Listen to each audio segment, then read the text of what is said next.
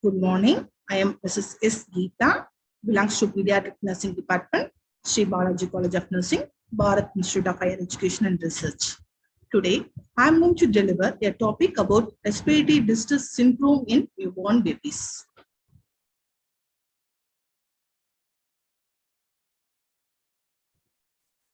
RDS, respiratory distress syndrome of newborn, previously called hyaline membrane disease.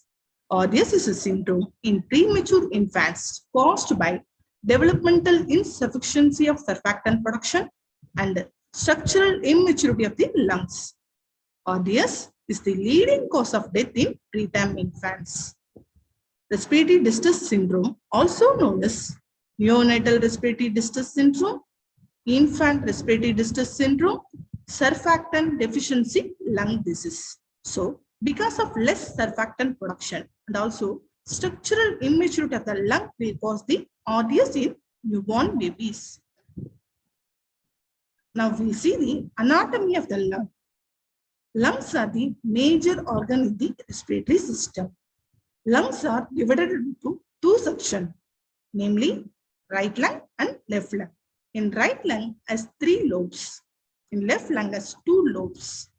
Right lung has slightly heavier and higher than the left lung, in which each inhalation air is pulled through the trachea and passing the branches of the lungs called bronchi. At the end of the bronchi, thousands of tiny air sacs will be formed, namely it's called alveoli. Alveoli, which resembles like bunches of the grapes, which surrounded by small blood vessels called capillaries. In the alveoli, surfactant will be formed.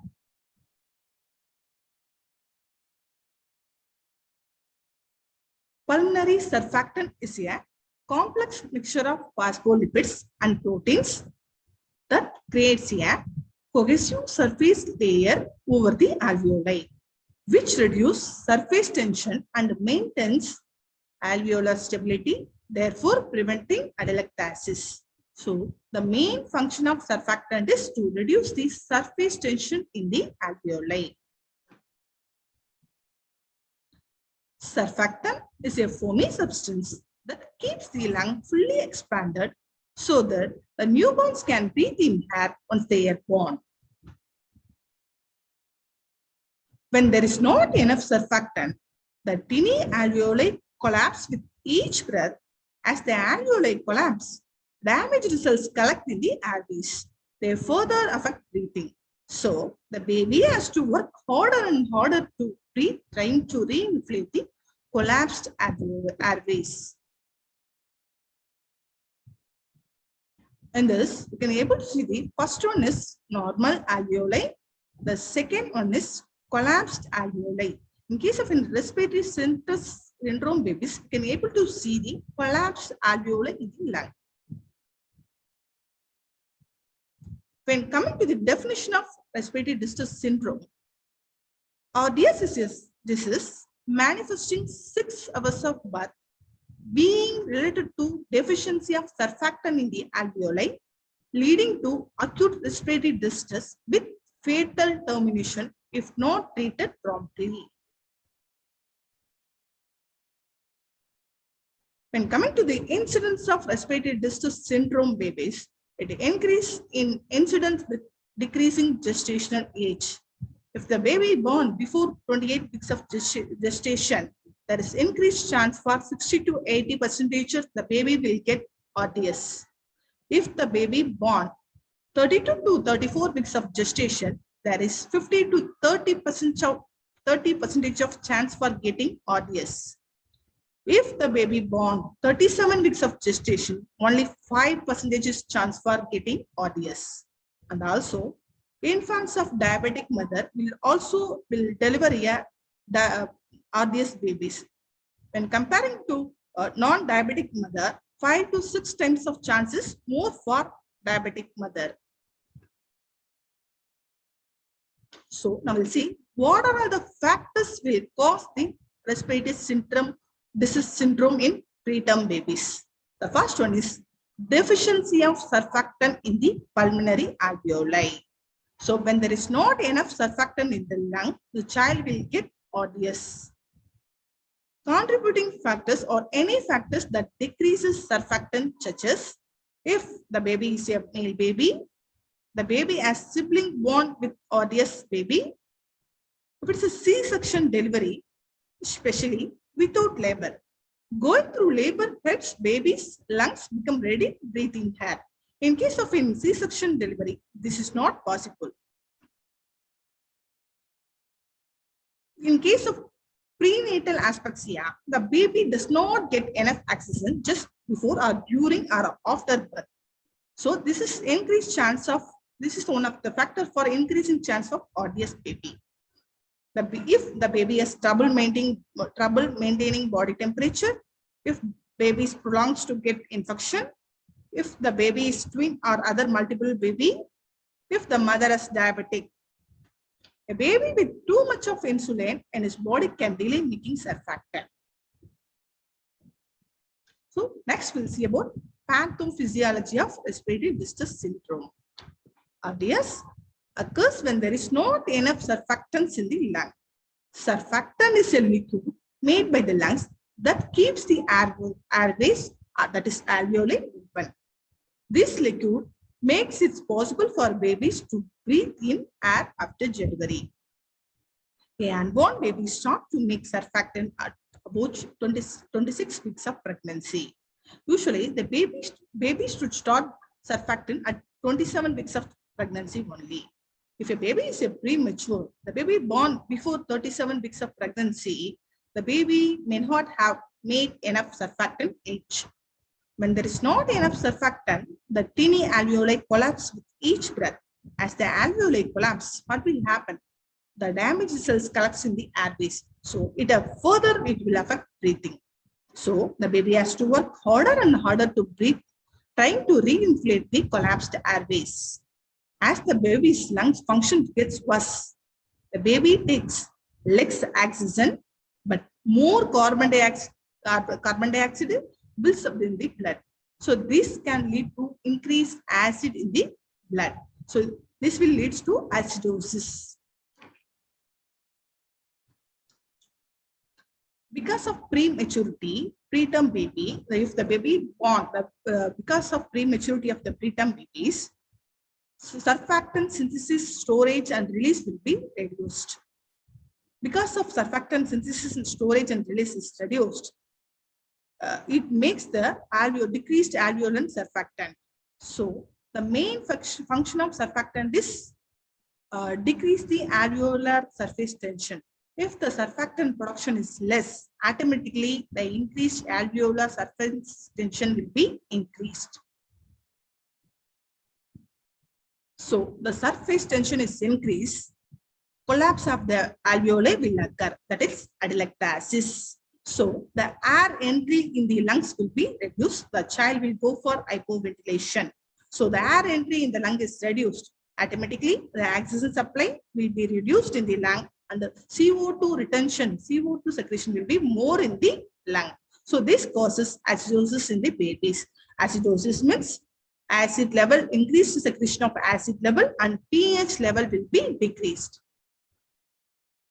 So because of acidosis, child will get pulmonary vasoconstriction, narrowing of the blood vessels.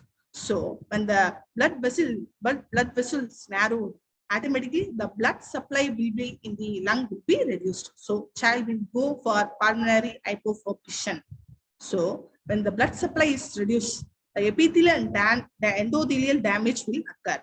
So this will lead to hyaline membrane disease in newborn babies. So because of less surfactant production in the lung, a child will be getting the RDS symptom. When coming to the clinical manifestation, first one is tachypnea. Child will have increased respiratory rate. Usually, child will have more than 60 beats per minute. Next is intercostal retraction. In the intercostal retraction, child's skin is pulled between the ribs. We can able to prominent intercostal retraction in the child chest. The next one is cyanosis. Bluish discoloration of the skin will be seen, especially around the eyes, lips, and feet. Nasal flaring. Widening of the nasal will be seen. Apart from this, child will have decreased muscle tone, child body temperature will drop, child will have absent bowel sounds, child will go for oliguria, child will have decreased urine output, and child will get hypotension, and child breath sounds will be diminished. So these are the clinical features will be seen in respiratory distress syndrome babies. I will see what are the diagnostic studies done for respiratory distress syndrome babies. First and foremost is history collection. The nurse has to collect proper history from the patients. In that, antenatal history. So when the nurse is collecting the history, she has to ask about whether the baby is here, whether the mother delivered any preterm baby, whether the mother has undergone any cesarean, whether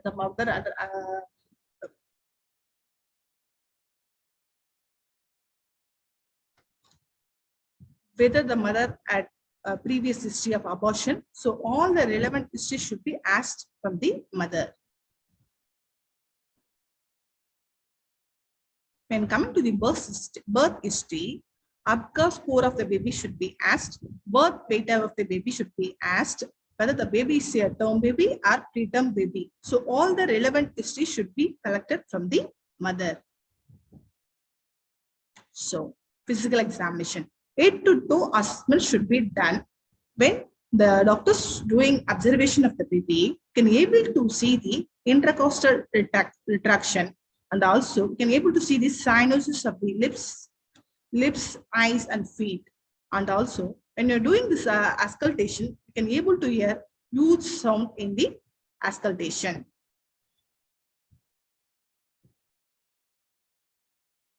In the chest X-ray, we can be able to see the atelectasis in the lungs. In the bronchogram, air-filled, we can able to see the air-filled bronchogram. Apart from this, in PaCO2 level will be elevated. Partial carbon dioxide level will be elevated. A normal partial carbon dioxide level will be 35 to 45 mmHg.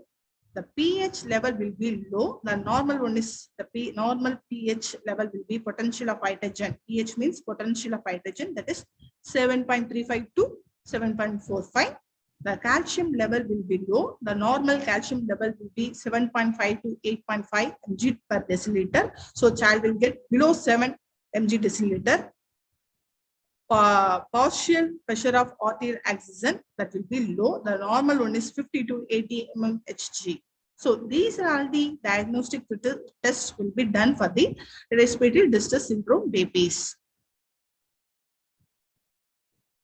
When coming to the management of RTS, it is divided in 3 types: mild RTS, moderate RTS, and severe type of RTS. We'll see the mild type of RTS first. Oxygen. Babies with RTS need extra oxygen to stapling. It may be given several ways. Nasal cannula. A small tube with prongs is placed in the nostrils. Through that, the oxygen can be delivered to the child. In case of moderate respiratory distress syndrome babies, through CPAP, the oxygen can be delivered to the child. CPAP is nothing but continuous positive airway pressure. So this is a mission that gently pushes air and oxygen into the lungs to keep the air sacs open. This is the picture of baby in CPAP.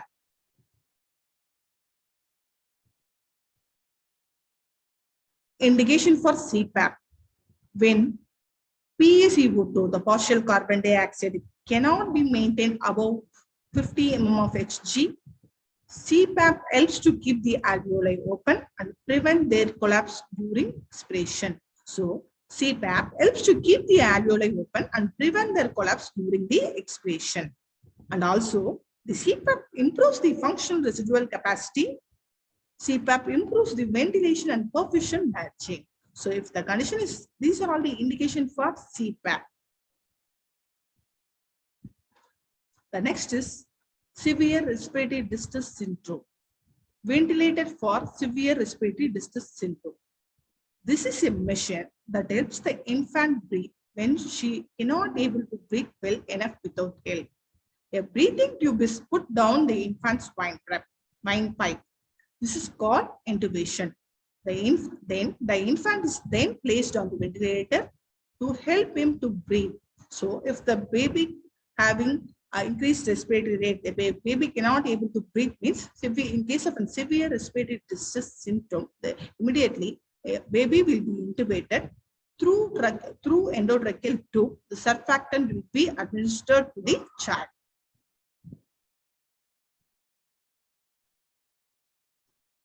This is about the different types of endotracheal tubes. In that, 2 to 2.5 centimeter endotracheal tube will be inserted for preterm babies. This is the picture of baby in endotracheal tube.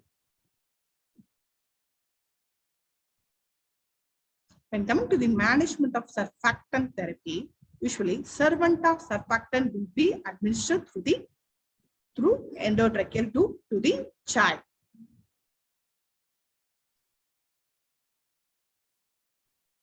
The advent of surfactant therapy has reduced the mortality rate from RDS syndrome by approximately 50%.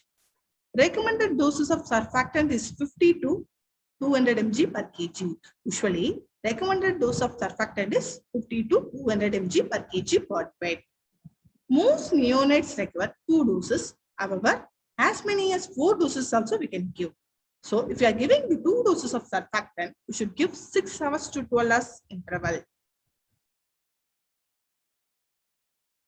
So surfactant is the medical administration of exogenous surfactant.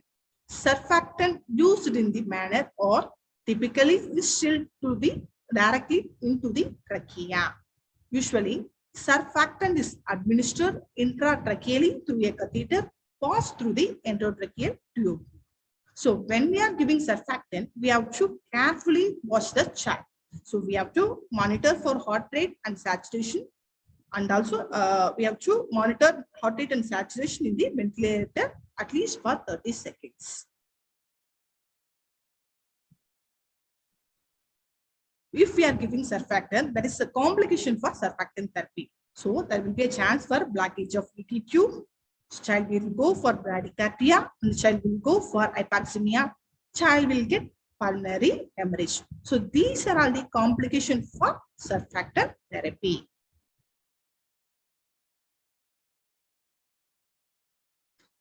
This picture shows baby in mechanical ventilation. Indication for mechanical ventilation: if baby has persistent apnea, oxygen saturation is less than 90%, PCO2 60 mmHg are more rapidly rising, we have to put the baby in we have to intubate the baby, we have to put the baby in mechanical ventilator. Apart from this, oxygen therapy, CPAP therapy, mechanical ventilation, we have some other management also. The first one is we have to maintain the normal body temperature of the babies. The second is intravenous catheter treatments. A very small tube called catheter is placed into 1 or 2 of the blood vessels in the umbilical cord.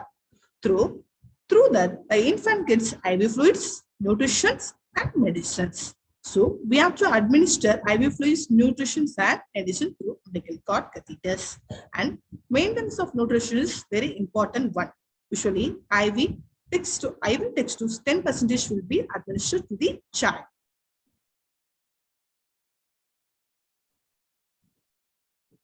The next one is antibiotics.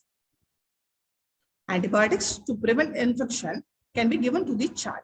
Usually, ampicillin 200 mg per kg IV 12th hourly will be given to the child, and also we can give gentamicin 5 mg per kg IV tolved hourly can be given to the child. When coming to the nursing diagnosis, child will have increased respiratory rate, so that ineffective breathing pattern, dyspnea related to pulmonary vasoconstriction as evidenced by labored breathing. The second one is ineffective airway clearance related to decreased lung compliance as evidenced by expiratory grunting.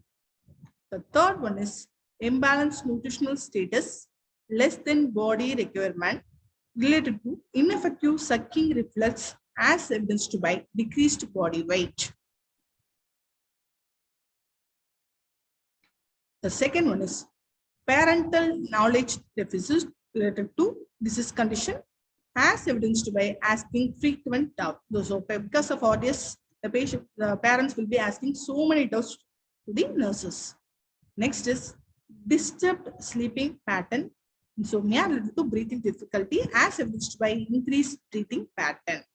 Next is potential diagnosis, that is risk for infection related to hospitalization. Now we'll see the nursing intervention for respiratory distress syndrome babies. The first one is clearing of airway. That is, while doing suction, the nurse has to clear the airway properly and ensuring adequate breathing. If the child is mild respiratory distress syndrome, means nurse has to provide O2 through nasal cannula. If the child is having moderate respiratory distress syndrome, means through CPAP, she has to deliver a oxygen. If child has severe respiratory distress syndrome, means child will be intubated immediately, and through endotracheal tube, surfactant will be delivered to the child, and child should be placed in the mechanical ventilator. So ensuring adequate breathing is very important one. And circulation, the first line of management. So clearing airway, ensuring adequate breathing and circulation are the first line of management. A baby in obvious respiratory distress needs to be in continuous pulse oximeter monitoring to decide when intubation and when ventilation is required. So the baby should be placed under pulse oximeter. The warm humidified oxygen is given with a head box, preferably with FiO2 meter and pulse oximeter monitoring to determine the amount of oxygen required. Soft nasal cannula may also be used to give oxygen. Maintenance of correct temperature is essential.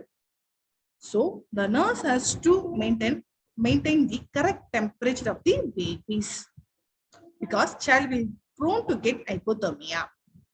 Next is fluid and electrolyte management. Electrolyte balance, fluids and calcium gluconate are equally important for the preterm babies. Usually, fluids are usually started at minimum of 60 ml per kg per day should be given. In case of child is going for hypoglycemia, we have to administer the calcium gluconate to the child. Calcium in the dose of 6 to 8 ml per kg per day of calcium gluconate should be added to the fluid in all preterm and term babies. Next is thermoregulation. Neonates have poorly developed mechanism for thermoregulation and maintenance of neutral thermal environment in the perceptual challenge. To minimize heat loss, it is recommended that sick infants are nursed in an incubator with a controlled temperature or an open pod with an overheated controlled by a temperature probe on the skin. So we have to provide avoid hypothermia for the preterm babies. Fluid and electrolyte balance. Meticulous attention to fluid and electrolyte balance is crucial to avoid fluid overload, which contributes to complications such as patent ductus arteriosus and chronic lung disease in the babies. Fluids should be administered intravenously during the acute stages of RDS, either through an umbilical line or a peripheral long line if the infant is small and sick. So fluid should be that usually the 10% of dextrose will be administered for the child.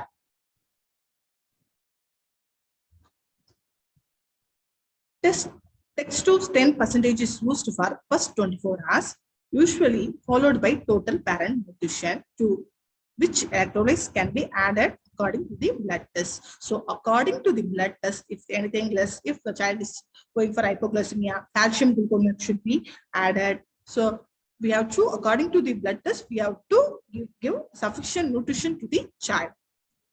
As the infant's condition improves, ventilation can be slowly decreased as per blood gas estimation. Steroids may be administered to improve lung function.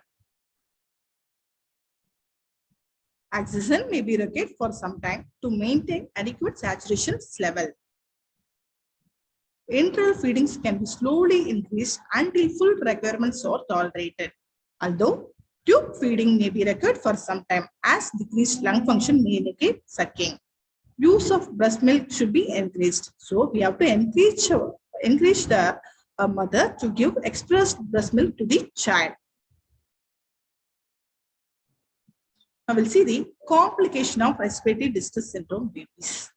So child will have intraventricular hemorrhage, child will go for bronchopulmonary dysplasia, child will get pneumothorax, child is prone to get intracranial hemorrhage and neurodevelopmental impairment, and child will have retinopathy. So these are all the complications will arise for respiratory distress syndrome babies. When coming to the prevention, the best way of preventing RDS is to delay delivery until the fetal lungs have matured and are producing enough surfactant, generally at about 37 weeks of pregnancy. So the best way of preventing RDS is we have to wait. We have to postpone the delivery. If we cannot able to postpone the delivery, at least 24 hours before delivery, we have to administer the steroid hormone to the mother. The best way of preventing RDS is to delay delivery until the fetal lungs have matured and are producing enough surfactant, generally about 37 weeks of pregnancy. Usually, the surfactant stop to produce after 27 weeks of gestation only. If the baby born before 27 weeks of gestation, this is not possible. So, when the surfactant production is less, automatically the alveoli surface tension will be increased. So, because of increased alveoli surfactant tension, the alveoli prone to get collapsed alveoli.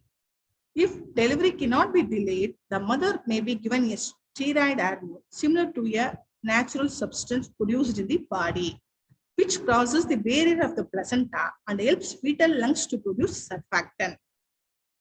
The steroid should be given at least 24 hours before the expected time of delivery. So at least before 24 hours before delivery, steroid hormone should be given to the mothers. And alternatives to wait until the first symptoms of RDS appear and then immediately give surfactant. So otherwise, if the preterm baby borns within 6 hours of delivery, we have to administer this surfactant to the babies. Prognosis. Prognosis with treatment is excellent. You can be able to reduce the 10% of mortality rate at least. With adequate ventilator support alone, we can be able to reduce the 10% of mortality rate. Surfactant production eventually begins, and once production begins, RDS resolves within 4 or 5 days. In the meantime, child will go for hyperxemia and can result multiple organ and death. When concluding my topic, if you are giving antenatal maternal steroids and neonatal surfactant therapy, have significantly reduced the incidence, severity, and mortality associated with respiratory distress syndrome in newborn babies. So, till now we have seen about the definition, causes, clinical features, pathophysiology, diagnostic studies, and different types of management. And also we have seen about the prevention of respiratory distress syndrome. Thank you. Thank you for listening to my class.